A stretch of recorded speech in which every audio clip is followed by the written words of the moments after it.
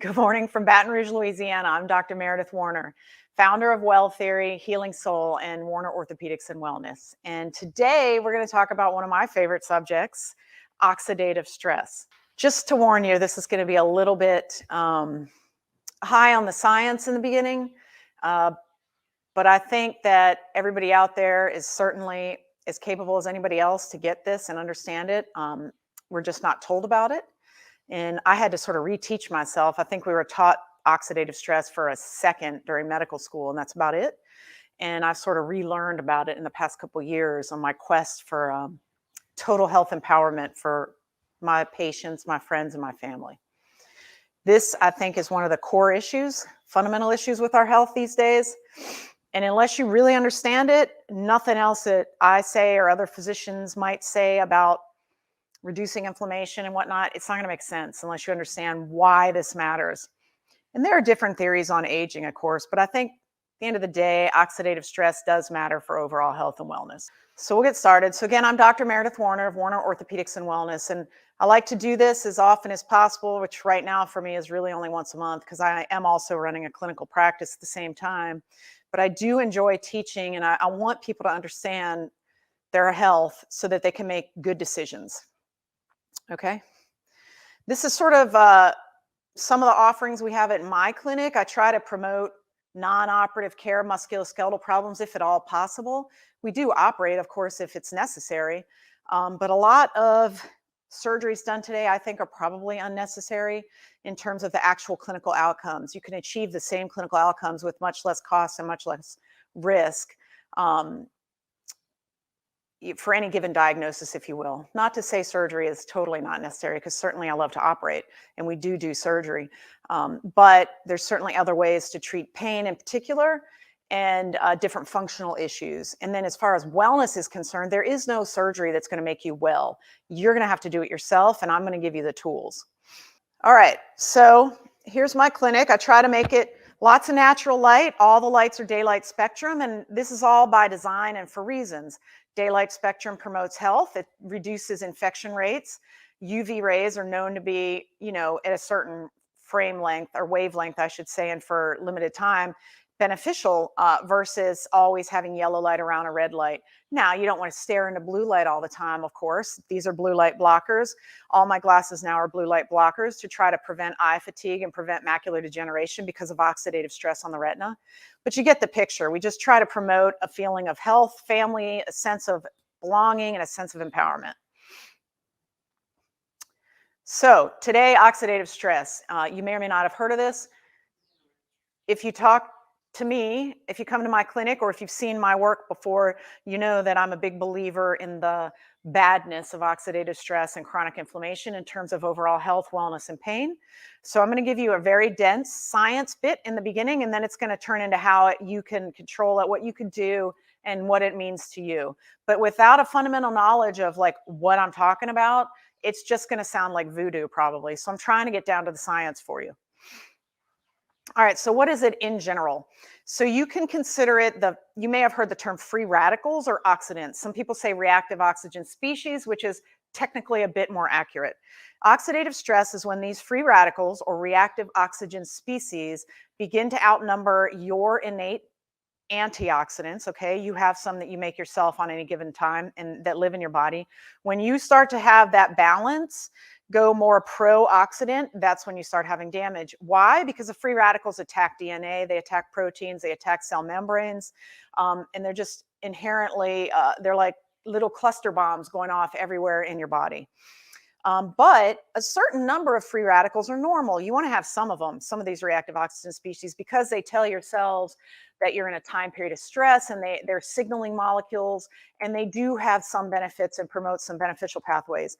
It's when you have too many of them that you begin to have problems.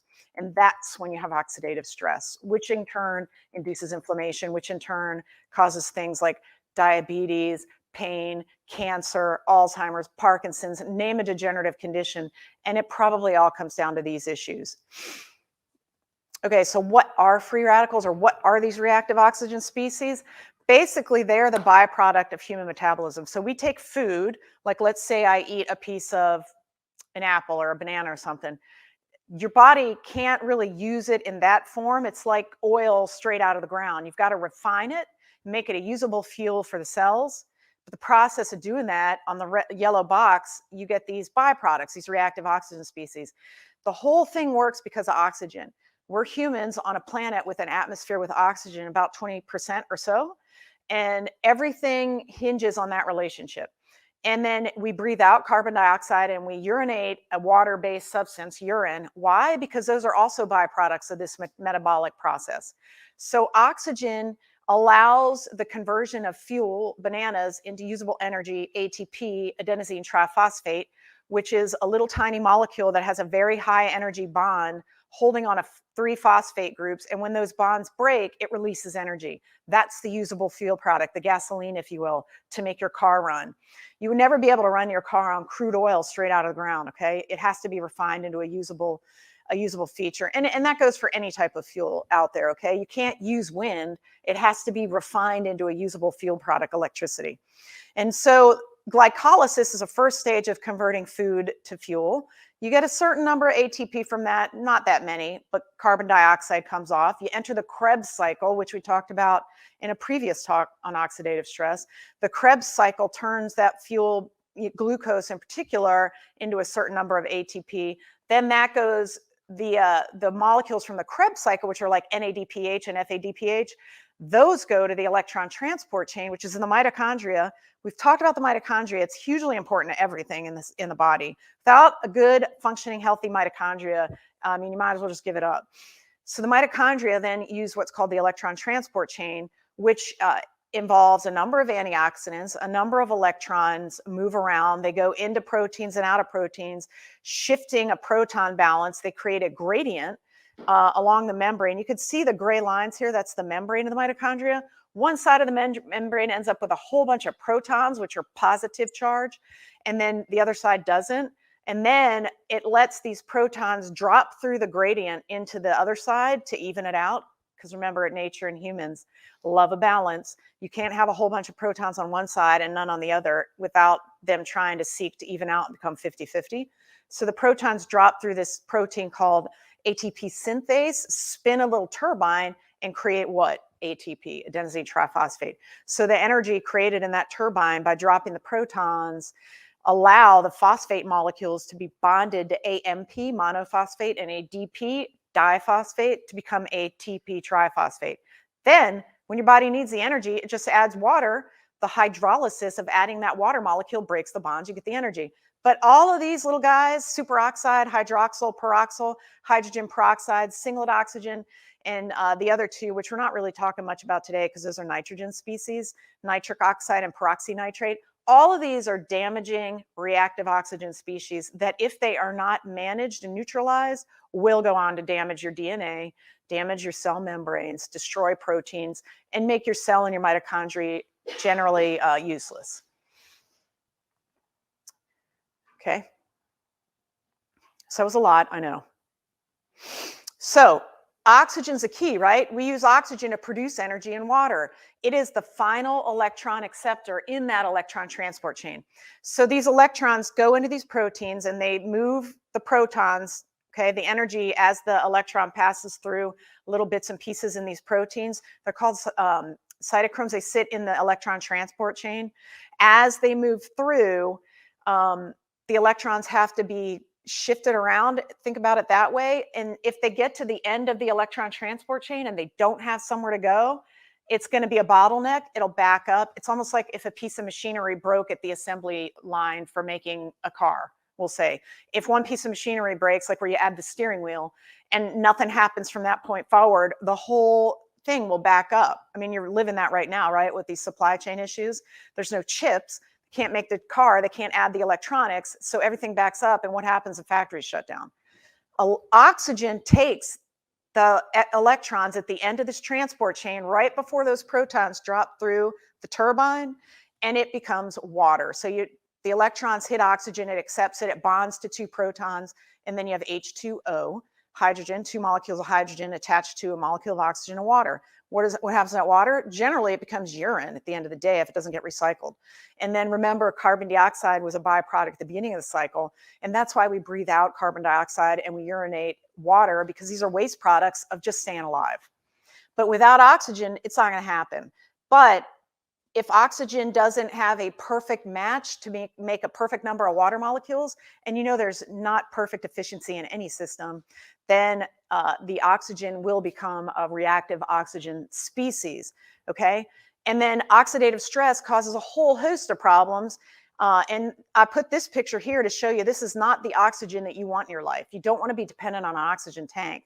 And that happens because of years of chronic inflammation, oxidative stress, destroying the lung, destroying the body. And here's somebody still smoking, which is an external source of oxidative stress, while on an oxygen tank, which, by the way, is explosive. So I would never recommend doing this.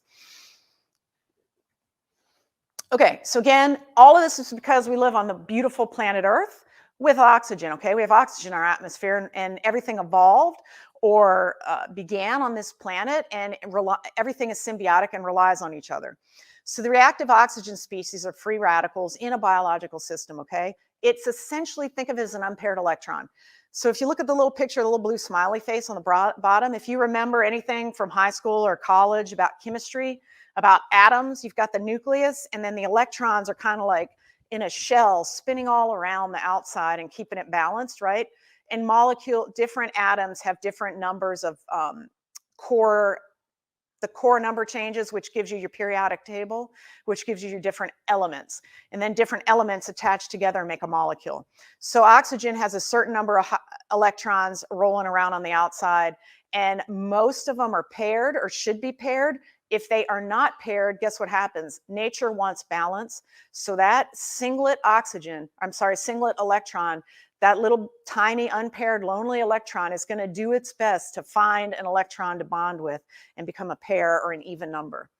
And again, oxygen is the final electron acceptor of the electron transport chain.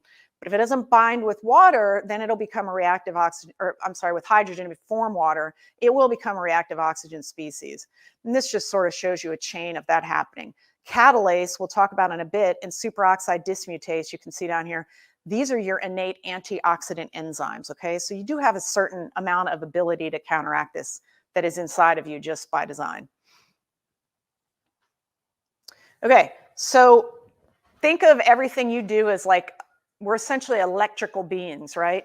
So the only reason I can talk to you right now, I can move my arm, is the same reason this computer can work and let me send the signal to you, because little tiny negative charges are moving around, and by changing the differential of charges, you get electricity, and then you can convert that into different force or different types of energy like movement, right? Or heat or sound waves or what have you.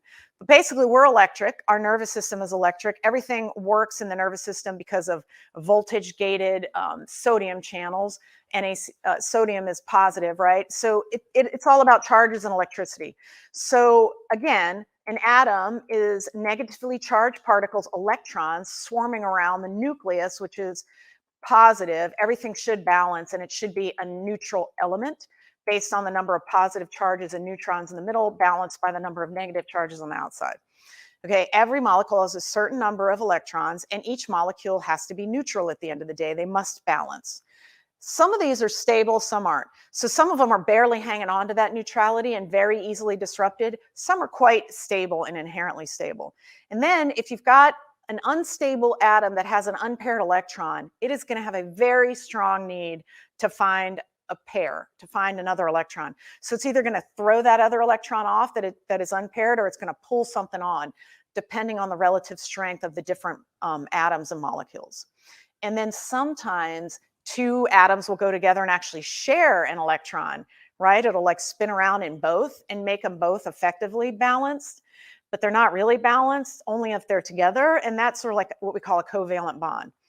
Now, in a redox reaction, which is the electron transport chain, is oxidative phosphorylation, which is a series of redox reactions. That is when one atom is stealing an electron from another to move charge and energy around. So that's really the fundamental issue. We're moving charges around to convert fuel, which is like apples, bananas, carrots, because I know nobody eats any processed food that I'm talking to. So you're only eating whole, healthy foods. You got to convert that by shifting electrons around into a usable form of fuel that can be stored and accessed when needed by the body, which is adenosine triphosphate. And this involves these redox reaction, which leaves us with unpaired electrons that can then attack us. And we're going to get into how to neutralize that. So again, just to reiterate, all electrons want to be paired. Stable molecules tend to keep their electrons. They're not going to give them up. So even if like Mr. Smith comes over and says, hey, I'm really sad. I'm an unpaired electron. Can I have one of your electrons? I'm really stable and I'm really strong and I don't really like Mr. Smith. I'm going to say, no, not so much. I'm not giving up my electron. But if he goes to a less stable person or a less stable molecule, that one may very well give up that electron to him. And then guess what happens to that molecule? That molecule might become a free radical or just blow up or just go away.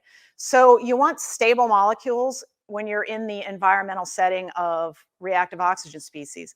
Antioxidants kind of perform that function for us, and we're going to get into that.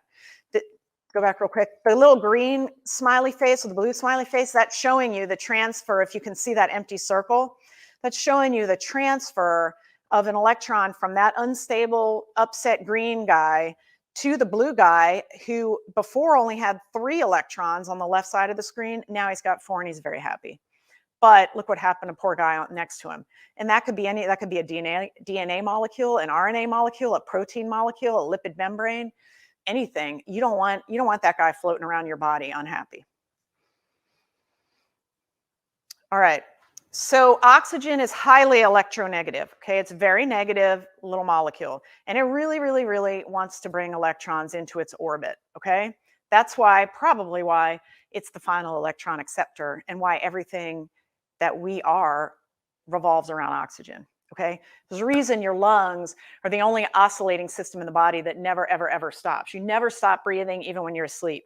Remember how we talked last time about how sleep is so important, where the body does all of its maintenance things and it repairs stuff. You have like a plant shutdown and a turnaround. Well, your lungs never get that chance because you always have to breathe. Okay. Now, because how do I put this? Because it's so electronegative and it wants to pair so badly, it'll release energy as it pulls the electron. So when electrons shift, it's similar to, think of it as potential energy, okay? Like Newton's apple. So that apple's up there, right? The bond between the apple and the leaf breaks a bit, and what happens to the apple? It falls to the earth, slams into the ground. All that potential energy goes to where gravity, because the attraction, the pull of gravity is so strong. So if you have a molecule that is really wanting to take electrons from another one, it will, and that will release potential energy. And then most of our potential energy is going to be found in food. That's where we get it. And then we take that potential energy and make it useful with ATP, where it's stored. It's super potential energy. It's like an apple hanging in a tree. And then when we need it, we break that bond, it drops down. Water is what you use to break that bond. So ATP stores potential energy in a usable form for your body so that you can talk, walk, sleep, breathe. Anything that we do, you have to have energy to do or it's not happening. And then the reactants of glucose, which is, in the apple and the fruit you eat, so it breaks down to usable functional molecules like glucose, and oxygen have more potential energy than the products of this reaction. What kind of reaction? If you remember, redox reaction. So we take glucose and oxygen, or fructose, or lactose, or whatever your food is, and oxygen, huge amount of potential energy. We spit out carbon dioxide with our exhales. We urinate water as our byproducts, but we have transferred the differential amount of potential energy into ATP in the process. Then we can use that later. And then just so you know how powerful oxygen is, just think about fire. So a candle, the paraffin wax, has a potential energy within the covalent bonds of its molecules. The oxygen pulls the electrons from those covalent bonds as the wax becomes vaporized. And as it does that, the potential energy, the difference between the bond in the paraffin wax and then what oxygen does to it, that gets released as heat, and that is your flame. So this is sort of what's going on in the mitochondria, but obviously at a much teensy tiny or microscopic scale, right? You're obviously not blowing up into flame everywhere, but that's the level of energy we're talking about that's getting produced in your body every day, all day, okay? And obviously there's gonna be a byproduct. With flame, it's gonna be smoke, right? And then in our body, it's gonna be reactive oxygen species. So, okay, food becomes adenosine triphosphate, ATP. That is your usable fuel. Through the electron transport chain, the oxygen is attracting the electrons, becomes the final electron acceptor. Water is formed. Carbon dioxide formed in the Krebs cycle in different parts. ATP is made from ADP or AMP, okay? You're just adding and taking off phosphate bonds as you need to store energy and use energy.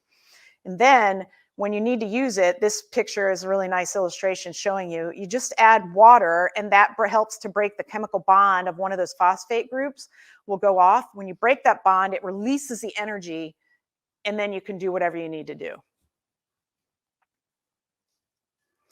So normally, one oxygen molecule, we always say has 4 electrons. Technically, it's got 8 really with, it's got 2 rings of electrons. So it's got an outer shell, inner shell, and then the nucleus. There's 8 electrons in the, I'm sorry, 6 electrons in the outer shell. It would really like to have 8. And then when the hydrogen comes in, they form a covalent bond. They're sharing electrons, okay? And you can see that in this little Mickey Mouse looking picture where now hydrogen has 2 electrons, right? And oxygen has 8 in the outer shell, but really they're sharing 2. So really one of them has 6 and one, the hydrogen only has 1. But this is how chemistry works everywhere in the world. One of the bonds that is super important to molecular structures and to gaining and adding electricity is by these covalent bonds whereby electrons are shared in the outer shell, okay? So oxygen will pair with 4 hydrogens, generally speaking, to form 2 water molecules. Why 4 hydrogens, you might be asking? Because oxygen is O2, so H2O. So it's got to have 2 hydrogens, okay? And then that is 1 molecule of water. But if you have 2 of them, then you're going to have H4O2, right? Which, of course, is going to break into H2O.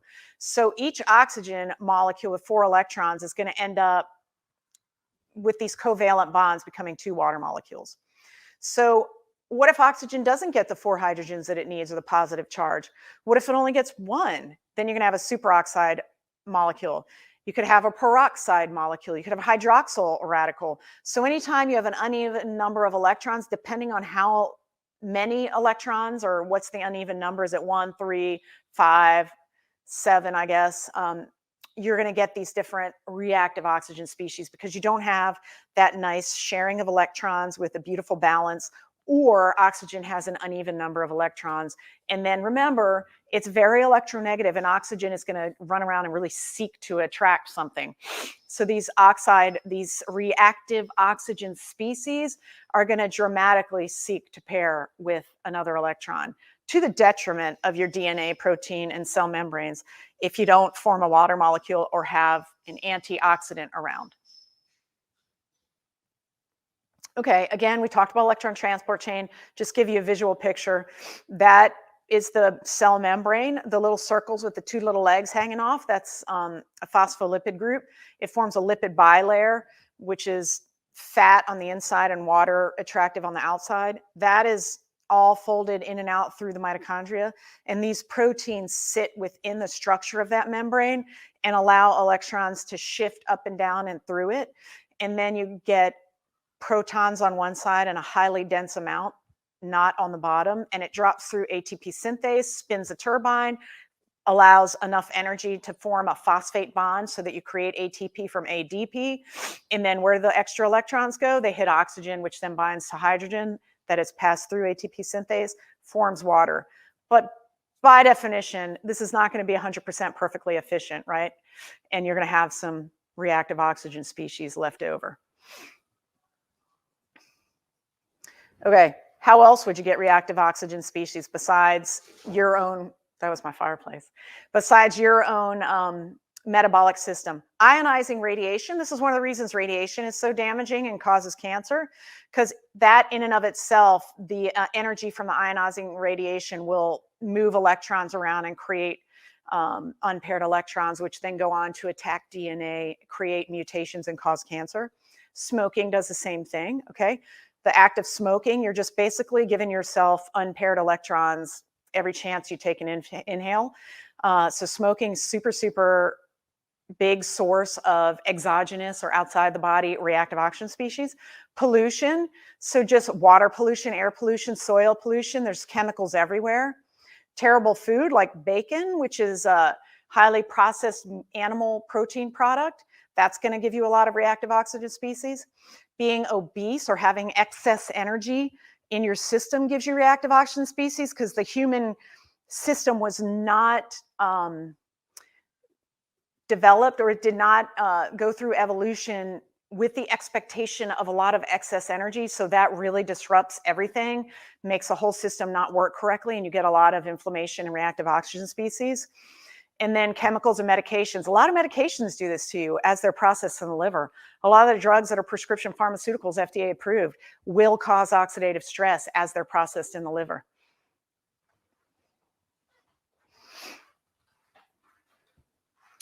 All right, so this is just showing you a real cool picture of the little turbine, the protein, sort of a cartoon of what that turbine would look like. And then the protons drop through, spin it, and convert that motion into energy, which allows the phosphate to be bonded, okay? It's a redox reaction, one atom stealing an electron from another atom. Food is converted into ATP through this system, okay? The electrons are moved through the membrane. The proton, the electrical gradient is created, highly positive charge, negative, it's gonna even out. The final electron acceptor is oxygen. That's why oxygen is so important, and also why oxygen becomes a problem. So without oxygen, the electrons would pile up at the end, the whole reaction would stop, everything would shut down, cell death would occur. So the oxygen has to do something with these electrons. What does it do? It shares them with hydrogen. It forms a covalent bond, becomes water. But if it doesn't do that in a perfect ratio with the amount of ATP you're making, you get reactive oxygen species. And now I think we're going to talk about how that matters. Why does that matter? Why do we care? Well, because they cause oxidative stress, cell damage. Why? Remember, I told you that an unpaired electron does not want to exist. Nature abhors a vacuum. Nature doesn't like empty space. Nature does not like anything that's not balanced. Water's always going to even out. Gravity's always going to even things out, okay? No different with free radicals, unpaired electrons. There's going to find a way for this electron to become a pair with another electron. It will bond with structures in the DNA and break bonds in the DNA, or glom on to certain molecules in the DNA, or it'll do it to proteins. It'll cause proteins to fold improperly, or it'll cause proteins to degrade and denature, we call it, and just kind of fall apart. And then also that lipid bilayer, that little picture I showed you before with the little round circles and the dangly legs doing like this, forming a cell membrane. Oxidative stress really likes to get in and disrupt the cell membrane. And you can imagine, how could a cell exist without a wall, right? If it's not enclosed and protected from what's around it, how can it function? How can anything go on in there in any sort of an efficient manner? It can't. So if you destroy the cell membrane, you effectively destroy the cell. And then just to review the chemistry again, oxidation is the loss of an electron. So this is rust. This is when your bananas turn brown. So when your vegetables rot, this is wrinkles. This gentleman up here, this shows you a young man with good skin, lots of muscle, oxidative stress, sarcopenia, time, damages, and you end up with that picture. Okay, healthy muscle, as it converts down to unhealthy muscle, things thin out, the mitochondria become inefficient, you can't produce fuel correctly, you can't fold proteins correctly, your DNA becomes a big mess, and then reduction is the gain of an electron. Okay. So free radicals damage the human body. We know this. To what extent, we're not sure. Some of this is needed. You need it for signaling molecules to allow the body to know that it needs to do certain things.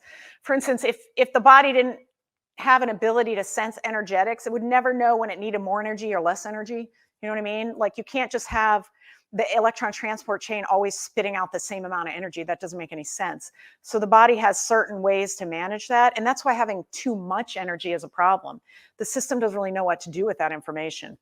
Okay. And these are different free radical species. So oxygen, O2, there on the top, a superoxide anion. You see one is gone. or one unpaired electron, I should say, peroxide, hydrogen peroxide. Hydroxyl radical is extremely damaging to cell membranes, and then the hydroxyl ion. There are some nitrogen-based radicals too, and that's from the protein species that we convert to fuel. I'm kind of leaving those out today because this is already too complicated, I think. It's hard for most people to understand, including myself, but it's super, super important. And then lipid peroxidation, okay? That is when your cell membranes are destroyed. Let's talk about that briefly. Initiation, propagation, termination. The problem with lipid peroxidation, which is one of the ways we measure oxidative stress, by the way, is that it becomes a chain reaction. So one of the bonds in the fatty acids in the lipid bilayer will become a reactive oxygen species or have an unpaired electron. And unless that's neutralized immediately, it does it to the next, does it to the next, of the next. It becomes a self-feeding cycle, and it spirals until the cell is no more. So this is, you really need to stop lipid peroxidation. So the lipid membrane we talked about, it's a phospholipid molecule. You've got the fatty acids that then attach to like a choline group and a different phosphate group. And then if one side is going to be hydrophilic or like water, and the inside is going to be lipophilic or only like lipid type structures or fatty type structures. So this is how it kind of protects itself from the outside environment and only lets in what it needs or what it wants, okay? So the primary molecule of your lipid bilayer is your phospholipid group, keeps the cells intact, okay? It's got a hydrophilic region as the head, okay? That's the water-loving region.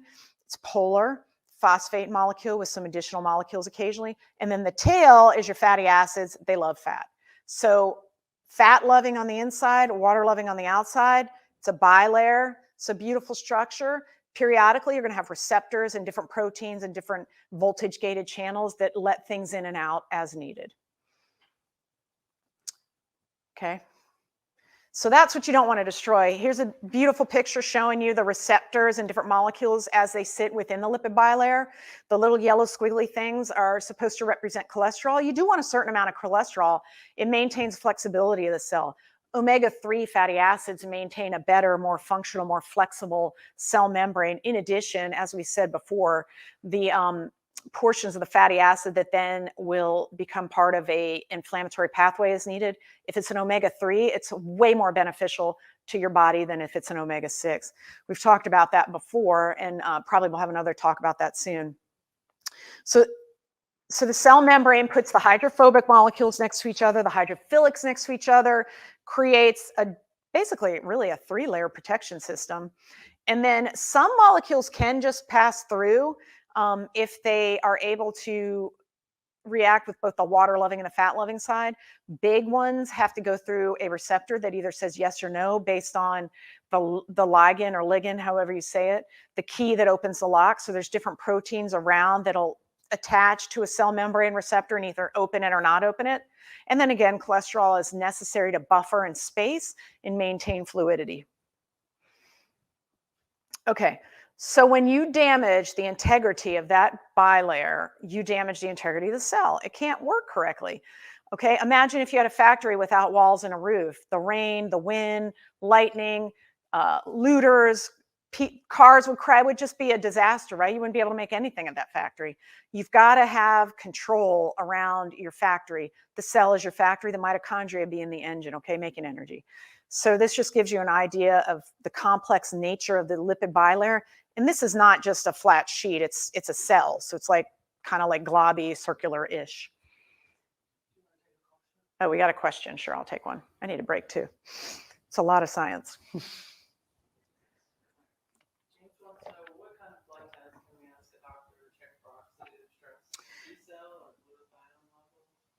Okay, the question is from James, what tests would you ask for to test oxidative stress? This is a great question. I'm currently working on this project right now to find the best way to test it. There are some urine byproducts from the oxidative stress pathway, I guess you could look at. You can look at advanced glycation end product in the skin with fluorescent testing. I think there's a way to measure lipid peroxidation with one of the reactive oxygen species that comes off of it. The short answer is I can't find a simple test yet that's covered by insurance that I think would be really beneficial, but I'm really working on it right now. Now, the inflammatory test is a little bit easier to do, like IL-6, tumor necrosis factor, alpha, and those elevate when there is more oxidative stress. You could check your metabolic level, your hyperglycemic level. It blacked out on me. But that is a good question, James. I'm working on that. I'm trying to come up with a good short test list that's covered. And it may turn out that it's not, you know, it maybe have something that people have to pay cash for, which is kind of sad. But that's the world we live in, unfortunately. But I will get back to you on that. But basically, right now, it's easier to check inflammatory levels than it is to check your oxidative stress levels. Hold on, I'm having a technical error. Hold on, we have a blank screen. There we go. All right, go to the next slide. Yeah. You don't see it. Oh boy. My producer is not seeing it. There we go. All right. So how do free radicals cause the damage? So again, you have an unpaired electron, right? Oxygen with one of those odd numbers of electrons created during the course of making fuel for our cells. And then that makes the molecule quite unstable. So this reactive oxygen species is then going to go on to attack something like the cell membrane, pictured here on the bottom. And as the free radicals attack the cell and damage, it'll make the cell membrane more permeable, punch holes in it, make it less flexible. It won't work, it won't move right. And then you'll end up with a very damaged looking, non-functioning cell that doesn't have the correct receptors. It lets things in that shouldn't be in. It lets things out that shouldn't be out. And then the reactive oxygen species can get in and worse, cause damage to the DNA and the proteins. And it's essentially just a chain reaction. So think of lipid peroxidation like when your oil goes bad, because that's what's happening.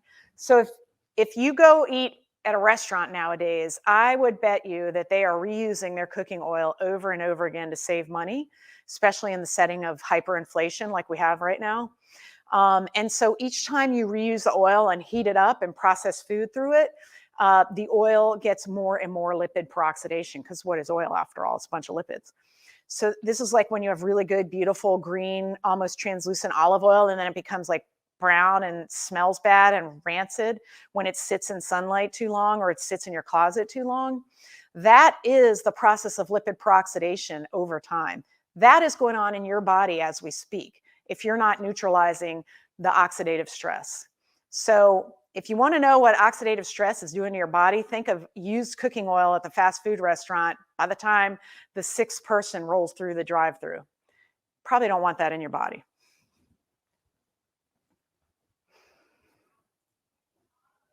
All right, so oxidative stress damages DNA, proteins, lipids. We already talked about that.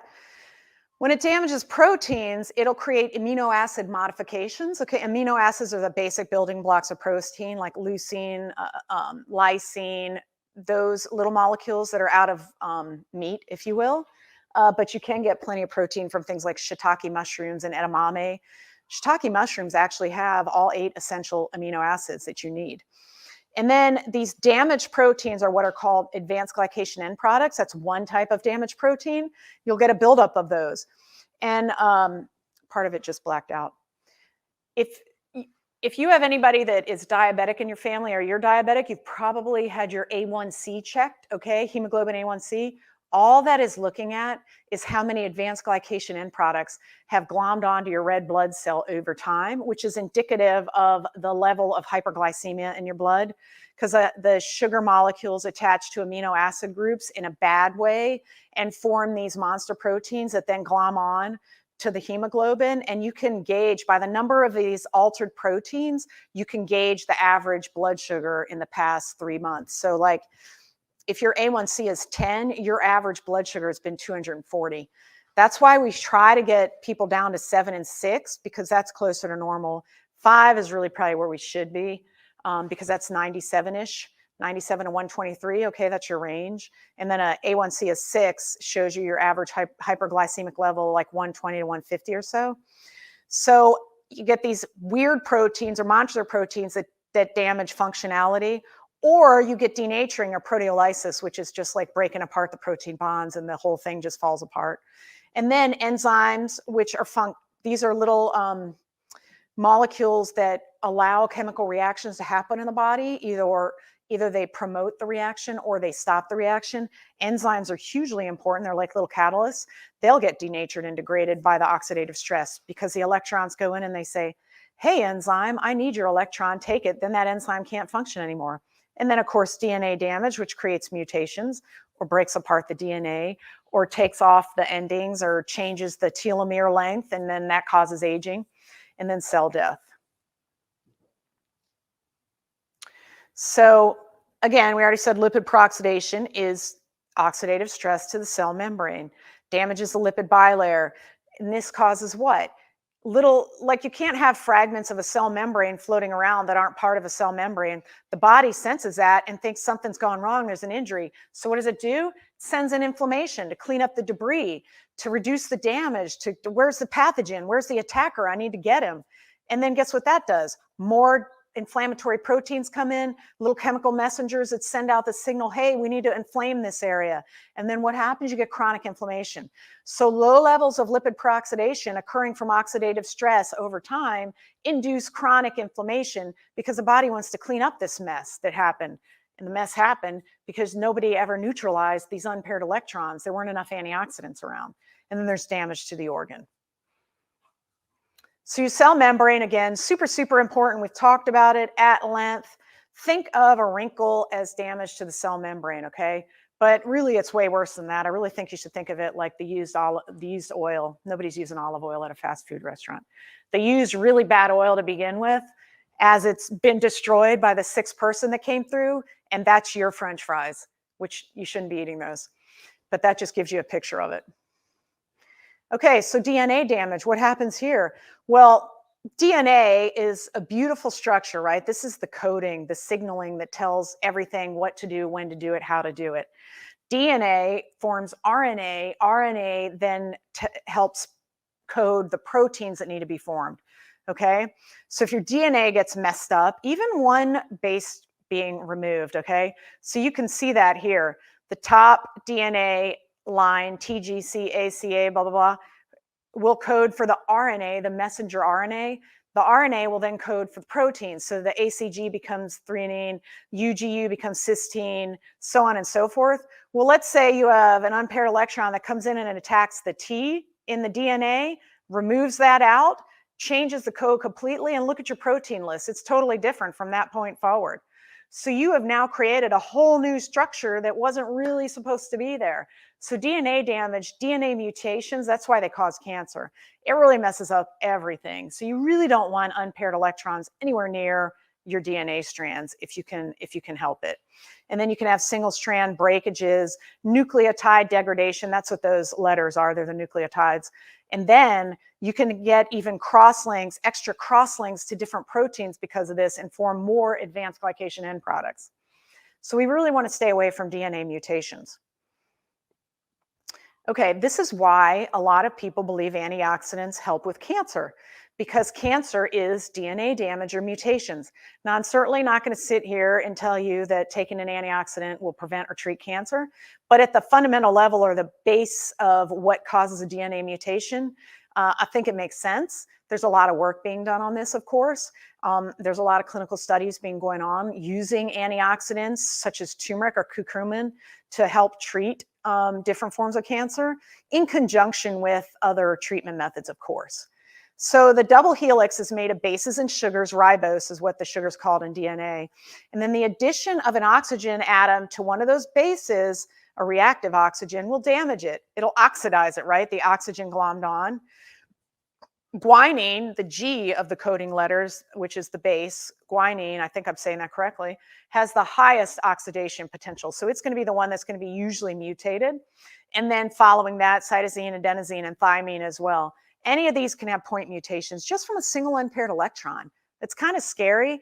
Beautiful thing is your body has a way to manage a lot of this, but we just get into this where we're not balanced. And then that's when mutations happen, lipid peroxidation and protein damage. So the whole point of taking antioxidants or eating a healthy diet is to upregulate the antioxidant to make it balanced again. Because in our life, with this ionizing radiation, heat, different drugs, pollution, a terrible diet, highly processed foods, we have tilted our balance heavily in favor of oxidative stress. And the goal is to get it back to balance, okay? So we're always seeking balance here. And I think hopefully this is going to help you understand why. All right. So again, here's your guanine molecule. So the base of the oxygen, and then it has a reaction with a free radical that's floating around. And just that single gets oxidized. You just add that little negative charge on the oxygen there, changes it completely to a completely different molecule, which doesn't function in the same way, and you have a mutation. So it doesn't take much, right? But it does take a lot of work to combat this. You do have to change your diet. You do have to live healthy. You cannot have excessive energy. And you need to protect yourself with things like sleep and basically good living, good, clean living. So what does it feel like? So if you have oxidative stress, so imagine your lipid bilayers in your brain are all messed up. Your DNA is getting mutated all over the place. None of your proteins are working right. Your skin is getting stiffer and wrinkly. Your hair is getting grayer. Things just don't feel good. You're fatigued. You've got muscle aches. You got brain fog. You periodically have headaches. Nobody knows why. You just feel inflamed and hot. What's going on? That is oxidative stress. That's how it feels. Now, I'm not saying if you have all that, you might not have some name diagnosis that your treating physician would tell me I'm crazy and want to treat. I'm not going there. But I just want you to know that this is very damaging stuff, and you really do need to think about it if you care about wellness. The mitochondria need to function properly. They have to have a perfect membrane. Everything needs to work well. They've got to have oxygen as a final electron acceptor, and they've got to have a way to neutralize a reactive oxygen species that it doesn't need for signaling. Okay, some are needed. You don't want to neutralize all of them, but you need to have a balance. Otherwise, everything will fail. Okay. So what causes oxidative stress? We talked about ionizing radiation, talked about smoking, pollution. I mean, you could imagine how ingesting a chemical might create a couple unpaired electrons and damage things, right? So lack of sleep. Remember, your body does all of its maintenance work at night. If you don't sleep enough and you don't get to do the maintenance and the cleanup and take out damaged cell membranes, repair damaged mitochondria, fix mutations in the DNA, because your body does have a certain capacity to do that. If you don't give it the time to do it and it doesn't happen, you're just going to have a cumulative effect of damaged cells over time and more unpaired electrons. So sleep is hugely important to human health. Poor diet. This is probably the #1 reason our medical system is in disarray, I'll say. Why people are so unhealthy. I'm in Louisiana, which we trade off every year being either the 49th worst in health or the 50th, like not a good thing. Like we're always the most unhealthy state or close to it. And a lot of that is because of poor diet, lack of exercise, and excess energy. Okay, we have a very high diabetes rate here, almost 30–40%. Same with the obesity rate. And even a lot of the children in Louisiana are obese now and starting to get diabetes in their preteens and teenage years. All of this is why? Because of poor diet. Totally controllable patient factor, right? You have to eat foods high in antioxidant phytochemical content, berries, leafy green vegetables, sweet potatoes, carrots, things with beta carotene, which is a lipid-soluble antioxidant, cherries, blueberries. And then you got to avoid the highly processed foods that have been processed to the point that they have advanced glycation end products and worse, cancer-causing chemicals in them. Pollution. The harder your body has to work to detoxify the air you breathe and the water you drink, well, what's it going to do with the normal oxidative stress that it creates during metabolism? It has no way to neutralize that. So we just live in an excess pro-oxidant world, and we have to manage it better, I think. And then mental stress is a huge cause of this. Mental stress releases cortisol and fight or flight hormones, which then upregulate a lot of the metabolism and downregulate protective things. And then, and I'm talking about chronic long-term stress, okay? Short-term stress is actually beneficial. Long-term stress, not so good. You have a pro-oxidant balance. So one thing that people have learned, and there's actually some data out there that shows that the only thing that's actually reduced cardiovascular death over time is meditation, believe it or not. More effective than statins in some studies. So transcendental meditation in particular, by way of the breathing and controlling your thought process, reduces oxidative stress and actually has been shown to extend lifespan because it's reduced insulin resistance after just 16 weeks of practice. significantly lowered the levels of lipid peroxidation, reduced blood pressure, and reduced cholesterol with absolutely no change in the diet. And remember, some cholesterol you need, right? Your brain needs it, cell membranes need it. So you don't want to be cholesterol free, you just want to have good cholesterol. So the psychological stressors cause oxidative stress by changing the sympathetic tone and changing just sort of the basic functionality of the mitochondria over time, where it produces too much energy at too high of a rate with no neutralization. But mental stress is interesting, and I'm learning more and more about this, and I'll bring it to you as I understand it more. If you can control your mental stress, chronic long-term mental stress, it's very helpful to lifespan, health, and longevity. Oh, we have a question. A tough question. Oh boy. How do you reverse long-term stress? Great question, because I struggle with this. I have a stressful job, a lot of responsibilities, and I deal with it all the time. I've tried to start to do little short-term bouts of deep breathing. There's box breathing, where you breathe in, inhale deeply, hold it for a certain amount of time, and then exhale for the same amount of time. If you just do that 5 to 10 times, just doing that box breathing seems to reduce stress. Yoga reduces long-term mental stress. And then really, I think you just have to start thinking positively. So, and that's a whole process. Some people end up needing to get counseling to help with long-term mental and life stress. But the simple things to do are eat better, because if you eat better, you can combat it a lot. If you sleep, you can combat it. And then if you do the box breathing, transcendental meditation, which does take learning, and you have to have a coach to start. And then things like yoga, which has been shown, probably because of the pranayama or the deep breathing in yoga, that's been shown in many studies to reduce anxiety and long-term stress. Or, if your life's too stressful, you may have to make some changes. It's one of our problems in modern times in America. It's very stressful. And that is a great question and very difficult to answer. And then, of course, you want to if you can't manage your stress, but the byproduct is reactive oxygen species, at least try to manage the byproduct while you're managing the stress until you get your balance right. So I try to eat very healthy and sleep. I've been trying to drink more water to assist with the systems, eat a lot more omega-3s and 6s. I take omega-3, and then I take a lot of antioxidants to try to handle the stress. And then I just started doing box breathing. And then walking. Exercise is one of the best ways to manage stress, actually. And you don't have to go to CrossFit, and God forbid. You can really just take a walk. And then one of the biggest, most important things for longevity, health, and wellness is muscle. And you need more muscle, because muscle helps to pull glucose out of the blood without insulin, okay? It doesn't need it. As long as muscle's working, it'll pull glucose out, even if you're insulin resistant. So this is why exercise is one of the hugely important ways to reduce stress. Also, remember I told you long-term stress is bad, but short-term stress to the system is good? So exercise is one of those short-term stressors to the system, okay? Just like jumping in an ice bath, that's kind of trendy right now. Stresses the system, reduces inflammation. But short-term, you're not living in an ice bath. Or you go in an infrared spa, same thing, heats you up, stresses you out. So all of these short-term, shock it. If it doesn't kill you, it makes it stronger. That's the theory of short-term stressors. That helps. But with these long-term stress situations, you just need to eat a really healthy diet and take a lot of antioxidants until you can get it under control.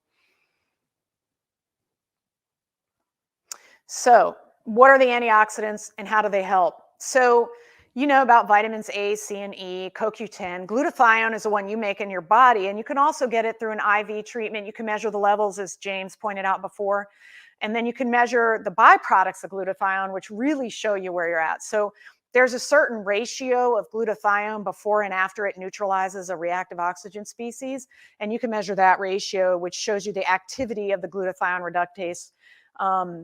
That's another way to do it. So your body will neutralize these things, but if you don't have a way to recycle your glutathione, or you don't have the right building blocks to make glutathione, you're in trouble. Alpha lipoic acid is a great antioxidant that I take every day. It's lipid and water soluble, and it helps glutathione to regenerate itself. That's why it works so well. So metal carrier proteins, so anything that you can put in your body that picks up extra reactive metals like iron. There's a lot of data out there now showing that excessive iron in a system promotes oxidative stress, because there's just a certain type of chemical reaction that happens between a highly reactive metal positive ion species with the electrons. So if you can chelate the metals with metal carrier proteins, you're helping yourself. Transferrin, ceruloplasmin, plasmin, sorry. I have one of our supplements, the multi-system for the nervous system, has chlorella in it, which is a green algae, and that it chelates metals. Okay, superoxide dismutase is one of the enzymes you make yourself. Catalase is one of your enzymes. Glutathione peroxidase. So your body does a lot of this on its own. Now, your body cannot make vitamin C. You do have tocopherol in the lipid membranes, which is vitamin E. Vitamin C, if you take it, will help the vitamin E to regenerate. And then things like beta carotene help prevent lipid peroxidation. So if you've got this defense system going on, right? If it becomes overwhelmed and the invading army is bigger and stronger, eventually you're going to sustain damage, correct? I mean, we see this right now.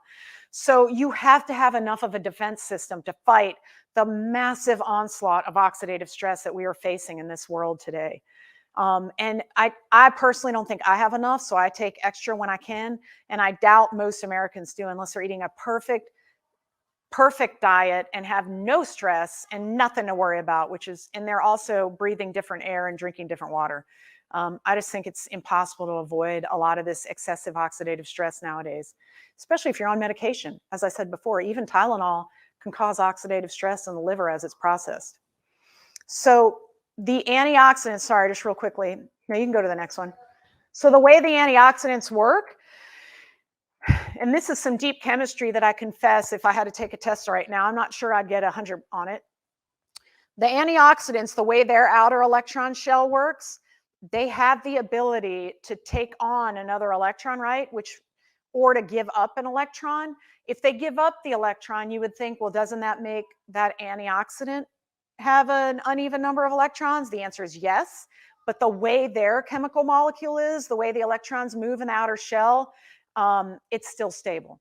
So even though the antioxidant loses an electron and neutralizes a free radical or reactive oxygen species, it is still stable, and it does not in and of itself become a reactive oxygen species.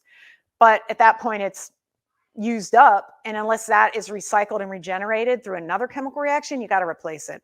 And that's why you got to keep eating healthy foods and taking antioxidants, okay? So your vitamin C will regenerate vitamin E. Your vitamin C will reduce cytokine bursts and will help to protect you from the damaging reactive oxygen species that are produced when you fight off infection. So vitamin C is one of the big ones, I think, that we take. It's water soluble, so a lot of people take it every day. Now, some people believe in cycling this stuff. So you take vitamin C sometimes, you don't other times. You take vitamin E sometimes, you don't other times. You take, I think you should eat omega-3s all the time. But there's different theories on how to take this, how to dose it. Honestly, there are no long-term, really well-done studies, in my opinion. I mean, they look at this stuff for like a year or two, maybe. It's hard to look at somebody. You can't take one group of person and give them antioxidants and another group and not give them and look at them for 30 years. It's just impossible. But the one piece of data we do have is looking at people that live in the blue zones or people that ate the traditional Mediterranean diet, which we know are very rich in antioxidants and omega-3s. And those are good sort of indirect long-term studies that show the power of this balance of oxidative stress.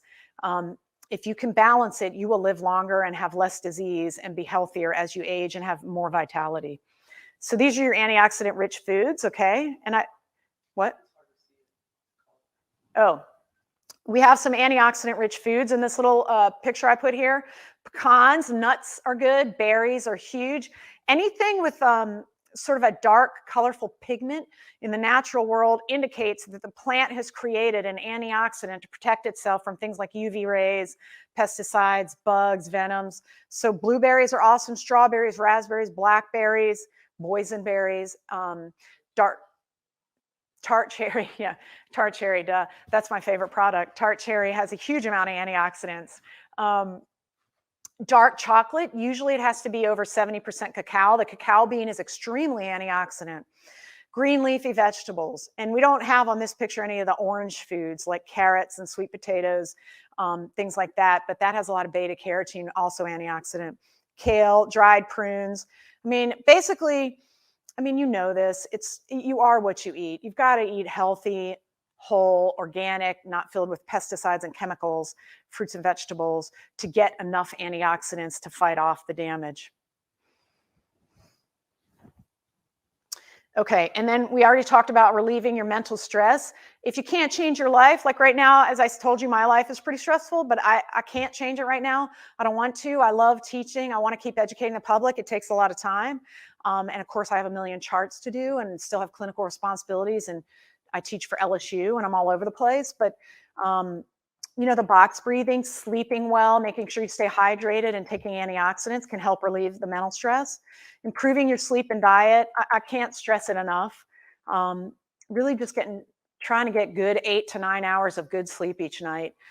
We have some sleep gummies now to help with that, with melatonin, gabapentin, CBD, tart cherry, different things that not only help reduce the hyperactive glutamate and hyperactive nervous system at night, but also help the body to detoxify or clean up the debris at night. And then, of course, taking alpha lipoic acid, CoQ10. I didn't tell you, but CoQ10 is very important in that electron transport chain. It moves electrons from one of those proteins to the other in 2 of the steps and is very, very important and is also an antioxidant in and of itself. So if you don't have enough CoQ10 around, then you will end up with more reactive oxygen species during that process, okay? Because the CoQ10 can act as an antioxidant and move electrons. Okay, so again, what can you do to protect yourself from that old used cooking oil that's going on in your body? Mediterranean type diet is my personal preference and what I believe in. I think it has a lot of data. I think it's approachable. I think it still allows you to be social and have fun with your friends and family. And you don't have to, you know, be super type A and you can still be healthy. Making sure you eat a lot of polyphenols, terpenes, flavonoids, things like resveratrol, NMN, which is a precursor of NAD+, and I never say this word right, anthocyanins, which is what's in tart cherry extract and the darker berries. That's a flavonoid or phenol that is very antioxidant. That makes no sense. It's antioxidant, so it reduces your pro-oxidant balance. Cannabinoids are very antioxidant, okay? Micronutrients, hugely important, things like zinc, magnesium, all the phytochemicals we're talking about. And you can get all this just from eating a Mediterranean diet, but you're not going to get enough unless you get the 9 servings of fruits and vegetables that are recommended. Taking glutathione, you can get that IV or oral. ALA, which is alpha lipoic acid. NAC, which is N-acetylcysteine, also very antioxidant, very good for the brain.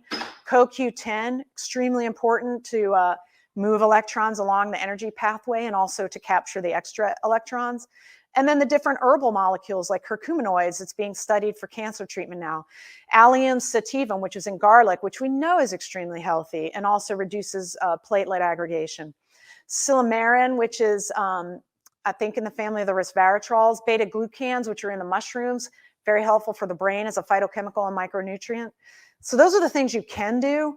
And then you must avoid smoking. It's good to avoid radiation. Now, I know of some scientists that don't even go through the airport X-ray device, right? Because they don't want that much radiation. Now, I'm an orthopedic surgeon, so I'm around X-rays all the time. I wear lead, I wear a thyroid shield. But at the end of the day, I'm still around radiation, probably more than most people on the planet. So again, I have a need to take extra antioxidants, which I do. Pollution, I mean, I can't tell you enough. Pollution's a big problem, and you should be involved or at least know how much pollution is in your area. Bad oils, you can only eat, or I think one of the best things to eat is the first cold press extra virgin olive oil. Okay, that's going to have the most antioxidants, the most polyphenols, the fewest oxidized molecules, and is the best for you. And also has oleic acid, which we think also upregulates certain ones, which are longevity molecules in the body. Okay, avoid processed foods. Those are made with high heat. More advanced glycation end products are created. And in some meat products, cancer-causing chemicals are created during the processing mechanism. And the mental stress, we've talked about that. So that's the things you avoid. And then the things here, Mediterranean diet, micronutrients, antioxidants, and herbal molecules, that's what you do. And exercise. What? Okay, we have some questions.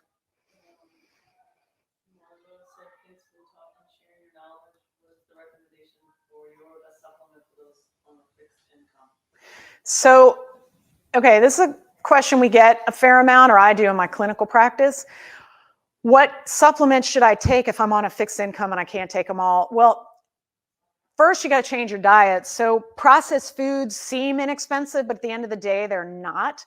Remember, the lifetime cost of a heart attack is about $750,000 if it's a severe heart attack. So trying to avoid that heart attack will make you more wealthy over time. Okay, so the first thing is to spend your budget and try to find the healthiest foods, and avoid highly processed foods, and try to cook your own foods, like make your own beans from the dried beans, make your own bread if you can do it, which is pretty inexpensive. I make my own bread, flour, yeast, whole grain flours, yeast, etc. But anyway, in terms of the supplements, I think probably the most powerful one is probably alpha lipoic acid, and then turmeric and tart cherry, those three. So the tart cherry helps a lot with pain. So a lot of people with chronic musculoskeletal pain, they get on the tart cherry, they just feel a lot better because they don't hurt as much. And then the CoQ10, hugely important. Again, we talked about that, especially if you're on a statin. So if you're on a statin, I would go with the CoQ10 gummy that we have, because the way the statins work is they stop your body from making its own CoQ10 too. And so you get a lot of muscle pain, a lot of oxidative stress, ironically.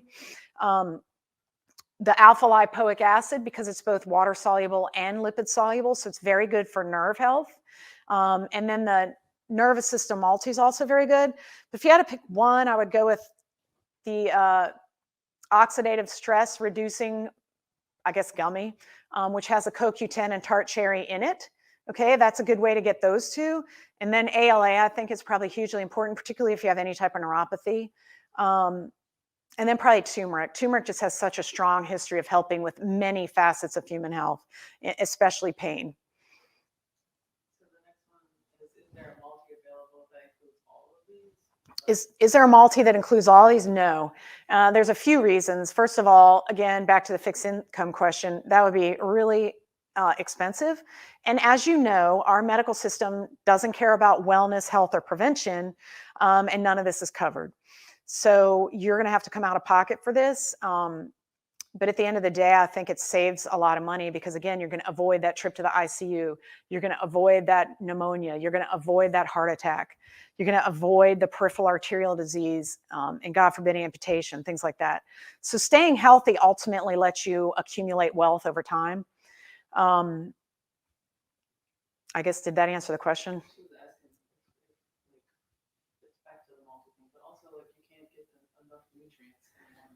Oh, yeah. And then there's some physical barriers to putting it all in one multi just because of the size that it would have to be. Because you have to have a certain number of milligrams of each substance, and each substance has to have a salt or a carrier. And then you've got to have a molecule in that keeps it from oxidizing. Usually we use ascorbic acid, which is effectively vitamin C. So there's only so much you could pack in a capsule. And then some of them don't mix with each other, like omega-3s in oil. You can't pack that with something that's not lipid soluble. So you have to pack them different ways and then make it something that you could actually swallow. It has to be a certain size. So there's really no way to do it all in one. Just like there's no one food I could tell you to eat that would give you everything. You really just have to come up with a package, I guess. Yeah, the nervous system multi, it has a 2 capsule and a 2 gel capsule dose. So 2 of the capsules are oil-based with the omega-3s in it, separate from the 2 capsules that have like the resveratrol, the chlorella, the N-acetylcysteine. Okay, so you separate them out that way. Another question. This question is, why does diet soda interfere with weight loss? So I think that's probably controversial because there's a lot of data going either way. The gut biome has the ability to sense sugar. It doesn't necessarily follow that the gut biome or the bacteria within your intestine actually find the stevia molecule or the sacchar molecule or whatever. There's so many of them, I can't remember. Monk fruit doesn't necessarily mean that your gut biome notes that that's a fake sweet, but it may not note that it's real sugar either. I don't know how to answer that question. There's not enough data to answer that question because some people drink diet sodas and don't gain weight. Some people drink diet sodas and do gain weight. One of the problems with diet sodas is the phosphates really over time. A diet soda periodically is probably okay. I mean, I drink Diet Coke periodically. I can't find anything that's really strong evidence to tell me it's terrible. I mean, again, what you want to live your life and be happy, right? And get along with your friends and have a nice stress-free life and like enjoy your life. Every now and then you're going to do something that you really like that may not be on the list of amazing things for you, right? Okay. You might like to race cars. That's not really the safest thing in the world, but periodically you might want to do it. You might want to go rock climbing, great exercise, high risk. You may not want to do that, but it's great exercise and you like it. Diet Coke once in a while, I think it's okay. I don't know that it necessarily makes people gain weight because you'd have to see everything else they're ingesting with the Diet Coke, right? And some people think a Diet Coke makes the Snickers bar they're eating okay. I'm not saying that's you or anybody you know, but the studies just aren't super strong in that world. Another question. Karen's been taking her supplements for a while, but she's added a systematic enzyme blend. Is there any reason to believe that is it okay? Is it safe? Repair or not? So Karen said she's been taking supplements for a long time now, but just added a systematic enzyme blend and asked if that's okay to take. I would say it's probably okay. I would have to see exactly what enzymes, and then like, do you take it on an empty stomach or with food? And then you would maybe just want to time that, right? Like, so for instance, if you're taking the turmeric that we have, generally you want to take that joint health multi with like something a little bit fatty, like egg or milk or something, so it absorbs better. And then the pepper that's in that supplement will make it more bioavailable, but it still has to get through the gut. The systematic enzymes may require an empty stomach. Like ALA, it's generally recommended to take on an empty stomach. I mean, there's different ways to maximize or optimize, I should say, absorption of these nutrients. But I don't think once in the system, once in the human body, they'll interfere with each other. They'll probably help each other, I would imagine. Okay, 2 more questions. Can I take CoQ10 with a sulfur allergy? That's a good question. If you can eat garlic and onion and all of the sulfur-carrying foods and do okay, I would imagine you could take CoQ10. Now, I can't offer medical advice, of course, in an online webinar. I would probably talk to your physician, but CoQ10 has a sulfur molecule in it, but so does garlic and so does broccoli. Basically, all of the bad smelling foods have garlic in them, okay? I'm not garlic, sulfur. So if you're okay with those, you're probably okay with CoQ10, I would imagine. And glutathione has sulfur.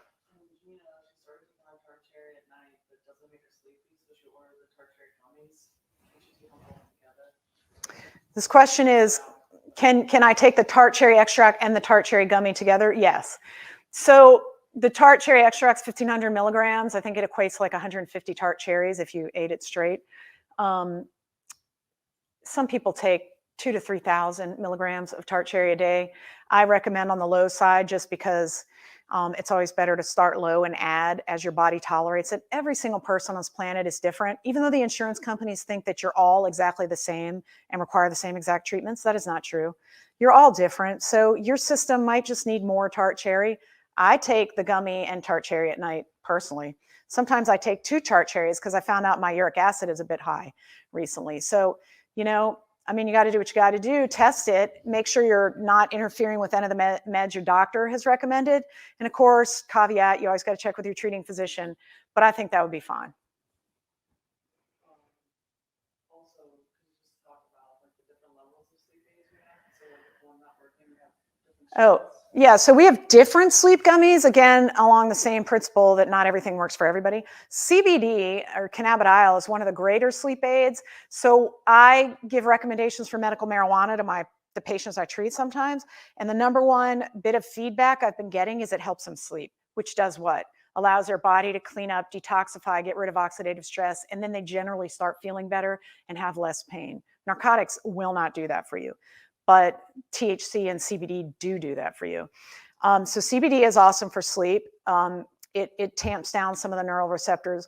The gummies have GABA in it, which is sort of like gabapentin. You guys might have somebody on gabapentin or Neurontin in your life.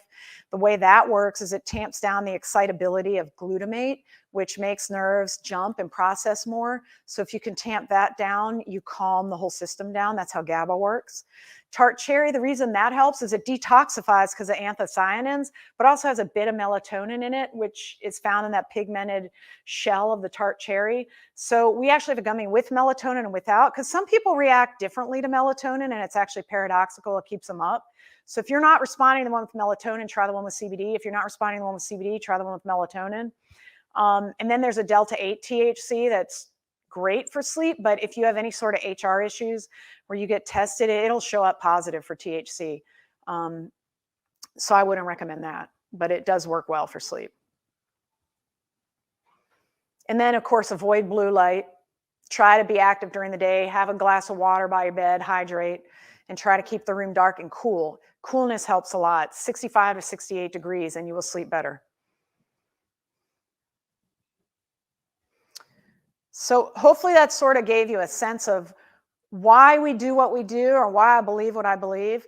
Now, I'm not saying that I'm any kind of anti-aging expert or anything like that or wellness expert, but I'm trying to be. I think I'm starting to get there, but I learn more every day. I'm going to bring it to you as I learn it. There's a lot of work being done in the genetic modifications of life and longevity, okay? So like add in mTOR and sirtuins and whatnot. But the antioxidants, I think, are huge, and reducing inflammation stress is huge. I see it every day. It definitely causes pain and stiffness. If I can control that, a lot of my patients' pain and stiffness goes away. Definitely helps with sleep, definitely helps with reducing incidence of disease. We see that on the long-term studies in the Mediterranean diet and blue zones and whatnot. So I think this is hopefully just gives you sort of the groundwork or the foundational principles and why you might want to take some antioxidants in addition to changing your diet. Any other questions? What's that? All right. So again, CoQ10, very important, helps maintain your levels of ATP and also reduces muscle statin pain, or I should say statin-associated muscle soreness, SAMS. There's actually a name for it. So it reduces that. We are going to have a giveaway for people on watching the webinar right now. So the oxidative stress gummies, which has the CoQ10, the tart cherry, and chaga, which has the beta glucans. That's one of the mushrooms. It's very good for brain health and a very strong antioxidant. So that is a great mix that you should be on. All of us should be on. We all need more CoQ10, but especially if you're on a statin. And then alpha lipoic acid, which remember I told you is both lipid and water soluble, and is a very powerful regenerator of glutathione. So I think we're going to give these away to somebody on the talk today, and hopefully you understand more about what is oxidative stress. It's reactive oxygen species, which are unpaired electrons, how that works at the fundamental atomic level, and what happens to your body in terms of lipid peroxidation, DNA mutations, and protein aberrations or protein changes, and how that might mess up your system and cause disease, pain, stiff tendons and ligaments, damaged cartilage, brain fog, fatigue. And there are ways you can help yourself, and you don't have to rely on going to the doctor, going and sitting in a waiting room, going to the ER and trying to get some sort of strong painkiller. You can manage this yourself over time if you just control the oxidative stress and inflammation. All right, the giveaway is going to go to 2 giveaways. So Margot Grubbs is going to get a giveaway. Hopefully you're still listening, Margot. And then, yeah, and Sandy, who shared the talk a lot. So thank you, Sandy, because I think the more people that know about this stuff, the more I think you'll understand why medicine doesn't seem to be helping anybody in a general way, why America's always seems to still have very unhealthy people. And, you know, this is why I think, or one of the fundamental reasons why, and we're not addressing this at all, probably because it's preventative and you can't, I don't want to get into the politics of it, but I think there's a lot of politics as to why this stuff is not taught and why people don't understand this. So I'm trying to give you guys what knowledge I can. watch the video on the Facebook page or any of your websites? Okay, so this video will be put on our Facebook page and any of the websites. So the Healing Soul, the Well Theory, and then Warner Orthopedics. And Margot has the Healing Soul. Good. The Healing Soul is where I started this whole self-empowerment, natural medicine quest, because I've basically created a flip-flop that lets your body use the body's ability to heal to make your foot pain go away, rather than having damaging injections or surgeries you don't need or imaging you don't need, et cetera, et cetera. And it's been awesome for people. And then from that, we've sort of blossomed into this sort of natural self-empowerment quest, I guess, of mine. And hopefully we're helping some people out there. So thank you. Thanks for watching.